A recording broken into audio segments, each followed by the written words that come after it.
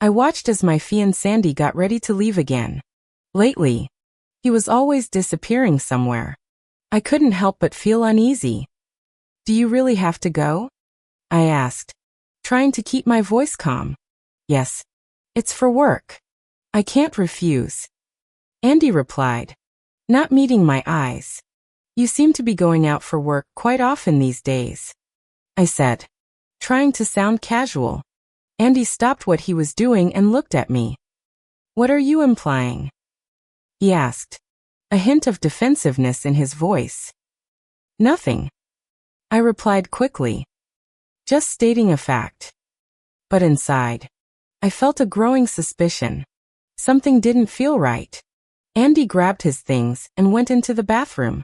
I couldn't shake the feeling that he was cheating on me. He was always texting someone, going somewhere, and having constant meetings. My heart sank every time he left without much explanation. Suddenly, his phone received a message. I glanced at the bathroom door, hearing the shower turn on. The sound of running water filled the apartment. This was my chance. I knew it was wrong, and I had never done it before. But I couldn't live with the thought that he was cheating on me. My hands trembled as I picked up his phone. Andy didn't know that I knew his phone password. Now, it played into my hands. I unlocked his phone and quickly looked at the source of the message. It was a group chat named Andy and Kira. My heart skipped a beat. Kira was my best friend, and I didn't understand what this was all about. My mind raced with questions, and I needed answers. I looked at who was in the chat.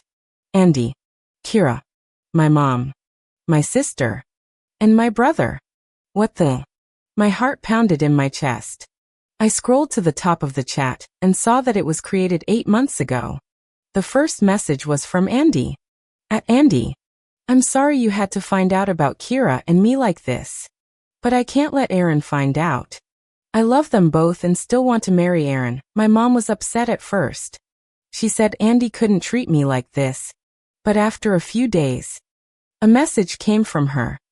Clarissa, do you really love Kira? Andy, yes. Then my brother Scott and my sister Maria joined in. Scott, maybe you should try an open relationship. Maria, yes. It's very popular now. Many couples live like this. Andy, we've been together too long. Aaron would never agree to an open relationship. Clarissa, then we will help you. We will help you hide this relationship until you are ready to talk to Aaron. Andy, thank you. Guys, I really appreciate it. I couldn't believe what I was seeing. How could my family have the audacity to suggest this to my fiancé and hide it from me for so long? I scrolled through the chat and took numerous screenshots. I found out that Kira went on a trip with my family and Andy when I got sick and couldn't go. What broke my heart the most wasn't that Andy was cheating, but that my mom was so calm about it and even supported him. I didn't understand how she could do this. I was her child, not Andy. I took screenshots of the entire chat, including the one between Andy and Kira, which had quite a few provocative photos from both of them, then sent them to myself and deleted them from Andy's phone so he wouldn't notice. When Andy came out of the shower, I tried to act normal, even though I wanted to punch him. I watched him walk around the room, getting dressed, oblivious to the storm brewing inside me. My heart pounded in my chest, and I felt a mix of anger and betrayal. He smiled at me, completely unaware. Andy got ready, and I saw him to the door. I tried to stay calm, even though every fiber of my being wanted to confront him right then and there. Goodbye. Honey, I love you, he said and kissed me on the cheek. I felt like tearing my skin off at that moment. Me too, I replied, trying not to show that something was wrong. For a few days, I couldn't find peace, and I was constantly nauseous from nerves. Andy started to worry a lot, and even bought me a pregnancy test, which I wanted to throw in his face. The last thing I needed was to get pregnant by this jerk. Every time I saw him, my anger and frustration grew. But finally, the day of the rehearsal dinner arrived. and I was ready to reveal what Andy and my family had done. I was very nervous, feeling like my whole body was shaking. Andy said he needed to go somewhere before dinner. I held back from saying, "To your lover, Kira?" But I was glad he was going. I didn't want to see him or be in the same room with him. I gathered all the screenshots and set them on a timer to send out at 5:30 p.m. Right during the rehearsal dinner. They would be sent to Kira's family, my family, Andy's family, and all our friends. I knew it would be explosive, but it was the only way to make sure everyone knew the truth. When I arrived at the restaurant, my mom and her husband were already there. She hugged me, and it felt like I was going to throw up. I quickly hugged her back to avoid suspicion. "You have no idea how happy I am for you and Andy," my mom said, her voice full of excitement. "Yes, me too," I replied, forcing a smile. It was all I could muster. The restaurant was beautifully decorated, and everyone seemed so happy. It made me sick to see them all so cheerful, knowing the betrayal that lay beneath the surface.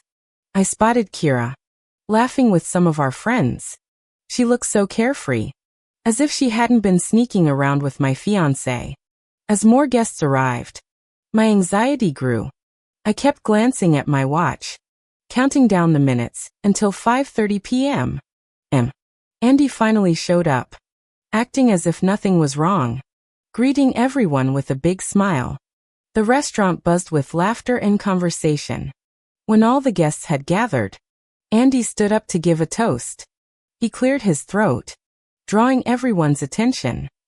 "Thank you all for coming today," Andy began. "I can't express how much I love Aaron and how happy I am that our families can now unite into one big family." How dare he say that? I felt my stomach churn. How could he have the audacity to make this speech? But I smiled and nodded, keeping up the act. Kira sat there, grinning as if she hadn't betrayed me. Andy continued his speech. "From the moment we first met, I knew Aaron was the love of my life. I want to spend every minute with her. Our first date." He couldn't finish because everyone's phones started ringing simultaneously. People looked around in confusion, checking their screens. "Did you prepare a surprise for us?" my mom asked, her eyes bright with curiosity. "Something like that. But I'm not sure you'll like it," I replied with a forced smile. My heart pounded in my chest. "Stop it. I'm sure you did a wonderful job." Mom froze in shock as she opened the messages on her phone. She couldn't finish her sentence, her face pale. I watched her reaction, feeling a mix of satisfaction and sorrow. Kira, sitting nearby, looked at Andy in panic. Andy grabbed his phone, his face turning from confusion to horror. He looked at me, his eyes wide with fear. "Aaron, I can explain everything," he stammered, but he didn't get the chance. My Aunt Teresa jumped up from her seat, her face red with rage. "You heartless witch. How could you do this?" she shouted at my mom, her voice shaking with fury. "I'm heartless? Aaron planned all this. How could you ruin our lives?"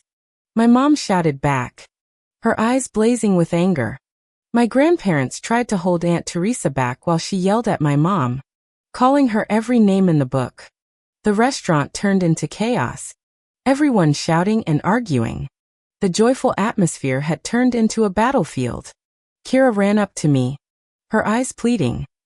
"I'm so sorry," she said, her voice trembling. "But I hope you understand. We couldn't help our feelings.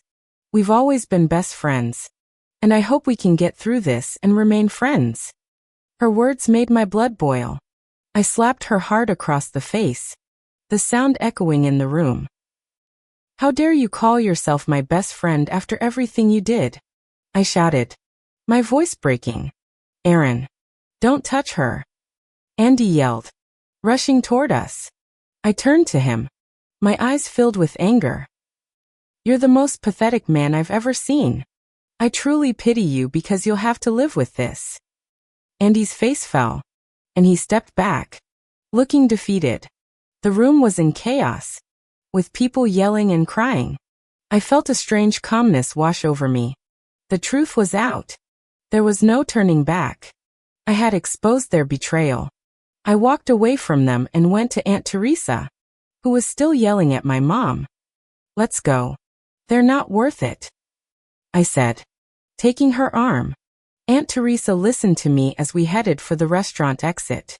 Before leaving, I flipped the cake on the table, sending it crashing down. "Enjoy your sweet life, lovebirds," I shouted over my shoulder. Aunt Teresa and I walked out of the restaurant together. Once we were outside, Aunt Teresa looked at me with concern. "I'm so sorry," she said, her voice soft. "It's going to be okay," I replied, trying to keep my voice steady. "For now, I'm just happy that Andy paid for the entire wedding. He won't get a cent back because it was supposed to be tomorrow." Aunt Teresa nodded. "Considering how many guests you were going to have, he's definitely going to be bankrupt." "Yeah," I said, with a small sense of satisfaction. And I also found messages between Andy and Kira insulting his boss. I have a feeling Andy will be out of a job soon since those screenshots somehow made their way to his boss. Aunt Teresa raised her eyebrow. "And they say miracles don't happen," she replied, a hint of a smile on her face. We both laughed. The laughter felt good, but it was mixed with tears streaming down my face. My heart was broken, but I knew I had done the right thing. Everyone would get what they deserved. As we walked away from the restaurant, Aunt Teresa put her arm around me. "You did the right thing, Aaron. You're strong, and you'll get through this." "I hope so," I said, wiping my tears. "It just hurts so much right now." "I know it does," she replied. "But you've taken the first step to moving on. You've exposed the truth. Now you can start healing." We kept walking, and I felt sadness and relief. The truth was out, and there was no turning back. It was time to face whatever came next, but at least I wouldn't have to face it alone. "I don't know what I would have done without you," I told Aunt Teresa. "You'll always have me," she said. "We're family, and we stick together." I smiled, feeling a bit of comfort in her words. We continued down the street, leaving the chaos behind us. It was a new beginning, and I was ready to face it head-on. Tell us what you think about this story and share it with your friends. It might inspire them and brighten their day.